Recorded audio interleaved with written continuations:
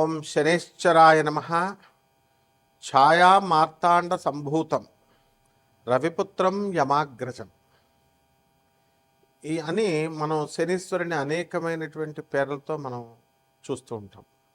యమాగ్రజం యముడికి అన్నగారైన, అలాగే ఛాయాకి సూర్యదేవునికి పుట్టినటువంటి వాడు.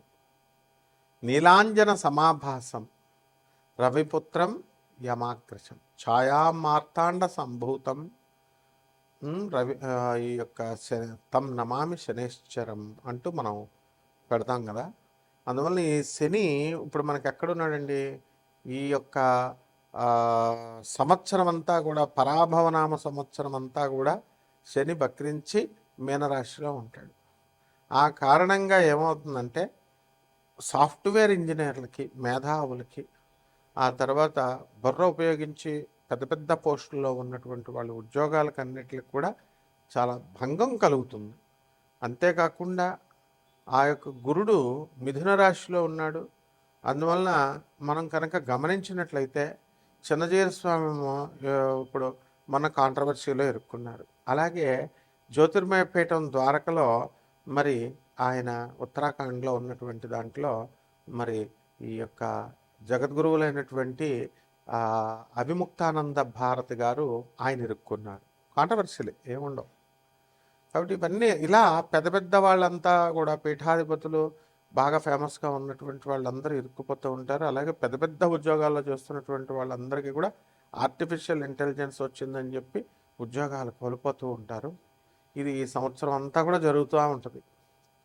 ఇక మనకి వివాహాలు, ఇప్పుడు విజయ దేవరకొండను మనం కనుక తీసుకున్నట్లయితే అదే శని అతనికి మేలు చేసింది. శని మహాదశ, శనిలో శని జరుగుతున్నాడు. ఆరుద్ర నక్షత్రం అతనిది, మిథున రాశి. మరి రష్మిక మదన్నది ఏంటండి? మరి స్వాతి నక్షత్రం తులారాశిది. మరి వీరిద్దరికి కూడా వివాహం చేసింది.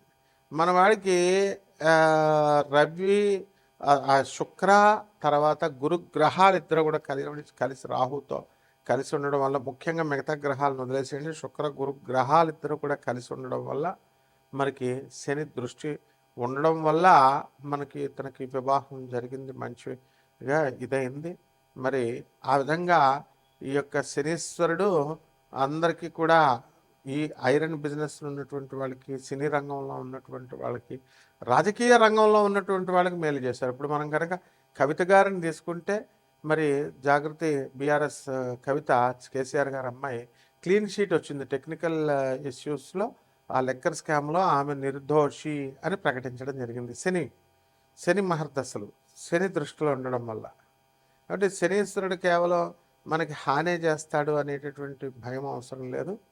కాబట్టి ఈ విధంగా మనము పూర్వజన్మల్లో మనం చేసినటువంటి పాపాల కారణంగా గురుదోషణలు, దైవ దోషణలు, అనాథలకి, వికలాంగులకి, సాధువులకి, మరి పేదవారికి మనం సహాయం చేయకుండా మూర్ఖంగా వెళ్ళిపోవడము, ఇలాంటివన్నీ చేయడం వల్ల, పాపాలు చేయడం వల్ల ఈ శని తన యొక్క డ్యూటీ తాను చేస్తాడు. శిక్షించే వాళ్ళని శిక్షిస్తాడు, మరి మెచ్చుకునేటటువంటి వాళ్ళని మెచ్చుకుని ఇవన్నీ ఇస్తాడు. మళ్ళీ మీరు గమనించినట్లయితే ఈ యొక్క పోతులూరు వీరబ్రహ్మేంద్ర స్వామి వారి బనగానపల్లి మఠం, వీరబ్రహ్మేంద్ర మఠానికి వాళ్ళ ఎప్పటి నుంచో ఎన్నో సంవత్సరాలుగా ఆగిపోయింది.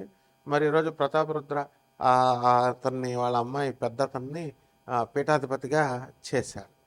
అంటే అపరిష్కృతంగా ఉన్నటువంటి పనులన్నీ కూడా పరిష్కృతమైపోయి ముందుకు తీసుకెళ్తూ ఉంటాడు. ఏ రాశుల వారికి, ద్వాదశ రాశుల వారికి, మనకి ఏ రాశుల వారికి శని అనుకూలంగా ఉంటాడో ఆ యొక్క రాశులన్నీ కూడా ముందుకెళ్తాయి. ఏవైతే అనుకూలంగా లేవో వాళ్ళకి మరి దెబ్బతీస్తూ ఉంటాడు. అంతేకాకుండా ఇప్పుడు పంచగ్రహ కూటమి నడుస్తుంది.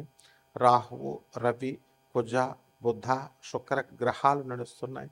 కేతు సింహరాశిలో ఉన్నాడు. మరి వీటి కారణంగా మనకి శని మీనరాశిలో ఉండడము, వీళ్ళంతా కూడా వ్యయంలో ఉన్న కారణంగా కూడా మనకి అనేకమైనటువంటి మార్పులు వస్తూ ఉంటాయి. కాబట్టి ఇవి కోటాను కోట్ల మందికి కామన్ ప్లాట్ఫారం మీద మనం చూసి చెప్పేటటువంటి రాశిఫలాలు, ద్వాదశ రాశిఫలాలు.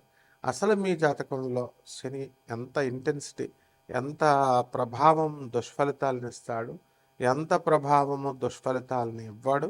ఈ విధంగా మనకి ఎవరికి ఎప్పుడు పెళ్ళిళ్ళు అవుతాయి, ఎప్పుడు పెళ్ళి ఈ యొక్క సంతానం కలుగుతుంది, ఉద్యోగాలు వస్తాయి, వ్యాపారాలు చేస్తారు, ఇలాంటివన్నీ కూడా శుభాలే కాకుండా అశుభాలు, యాక్సిడెంట్లు.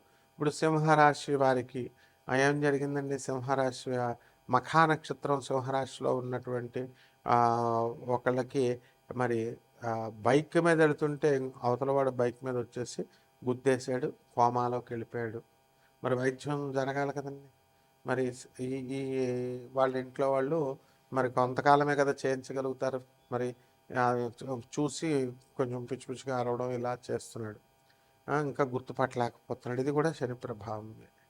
లేకపోతే వివాహాలకి, ఈ గృహప్రవేశాలకు అసలే ఇది మనం ఏం కాలం అండి ఇది, ఈ యొక్క ఎండాకాలం. ఈ కాలంలో గృహప్రవేశాలు ఇవి జరుగుతున్నాయి. ఇవి చూద్దామని చెప్పేసి మన వాళ్ళంతా బంధువులు, అక్కగారింటికి తమ్ముడు వెళ్ళాడు. తమ్ముడు వెళితే ఏమైందండి? మరి వాళ్ళ ఇంట్లో దొంగతనం జరిగి అరకిలో వెండి, 1,50,000 డబ్బు ఇవి దొంగిలించారు. కేసు పెడదామని పోలీస్ స్టేషన్కి వెళ్తే ఎస్ఐ పొద్దున్న రమ్మంటాడు, సాయంత్రం రమ్మంటాడు. ఎందుకంటే వెండి రికవరీ చేయాలి, పైనుంచి క్రైమ్ రిపోర్ట్స్ అన్నీ కూడా చూపించుకోవాలి. ఏసీపీ, డీసీపీ కాన్ఫరెన్సుల్లో, సిపి కాన్ఫరెన్సుల్లో చూపించాలి ఇవన్నీ కూడా. సో ప్రెజర్ ఉంటుందని ఈ విధంగా కేసు తీసుకోవట్లా. అయితే ఈ విధంగా ఇవన్నీ ఎందుకు? బంగారం రేటు పెరుగుతుందని యూట్యూబ్లో పండితులంతా కూడా మరి దొంగ భూములు చూపించి 5 లక్షలు అయిపోతుంది అని చెప్తే కొన్నారు. మొన్న ఇటీవల వైజాగ్లో బంగారం కోసం ఎక్కువ రేటు పెరిగింది కాబట్టి ఆ బంగారం కొనడం కోసం పీక కోసేసాడు. చూశారు కదా మీరు. దొంగతనాలు జరుగుతున్నాయి, దోపిడీలు జరుగుతున్నాయి. కాబట్టి బంగారం కొనొద్దు ఎవరు కూడా.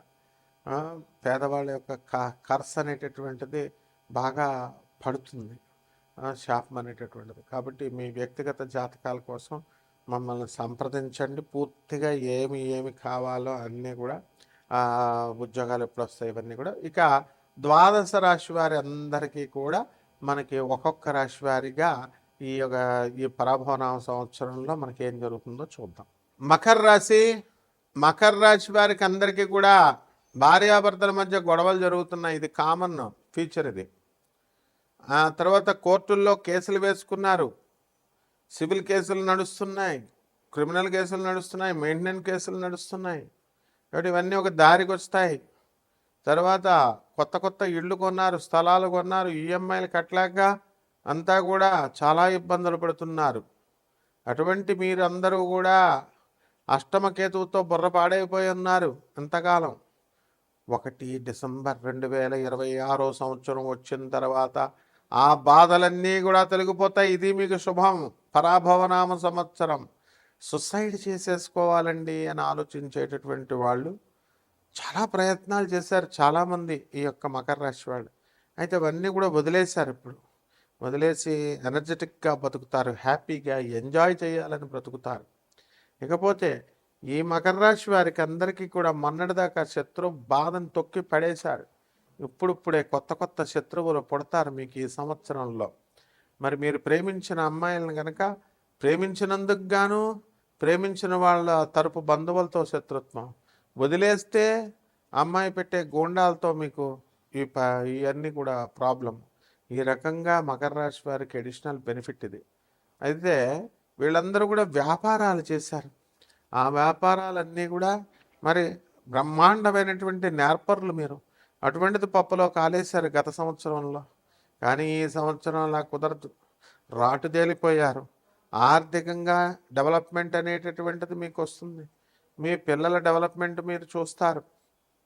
పిల్లలు విదేశాల్లో ఉంటారు, సంతానం కలగలేదనేటటువంటి చింతన ఉంటుంది. అన్నీ కూడా తీరిపోతాయి ఈ సంవత్సరం. కాబట్టి కొత్త బిల్డింగ్లు, కొత్త స్థలాలు, కొత్త ఉద్యోగాలు అన్నీ కొత్తే. మకర రాశి వారికి అంతా కొత్తదనం. ఆ విధంగా ఈ మకర రాశి వారు కొన్ని పరిహారాలు చేసుకోవాలి. ఏమిటండి ఆ పరిహారాలు అంటే, వీళ్ళకి అస్సలు రవి బాగుండలేదు. రవి జపం చేయండి, రవి స్తోత్రాలు చదవండి. రవికి కిలోంపావు గోధుమల్ని, ఆరెంజ్ కలర్ వస్త్రాలనిచ్చి పేద బ్రాహ్మణులకి ఆదివారం నాడు ఉదయం 6 గంటలకి దానం చేసుకోండి. దశమహావిద్యల్లో ఒకటైనటువంటి ఈ యొక్క భువనేశ్వరి అమ్మవారి యొక్క పూజ చేసుకోండి, హోమాన్ని చేసుకోండి. ఈ రకంగా చేసుకుంటే బ్రహ్మాండంగా ఉంటుంది. శుభమస్తు.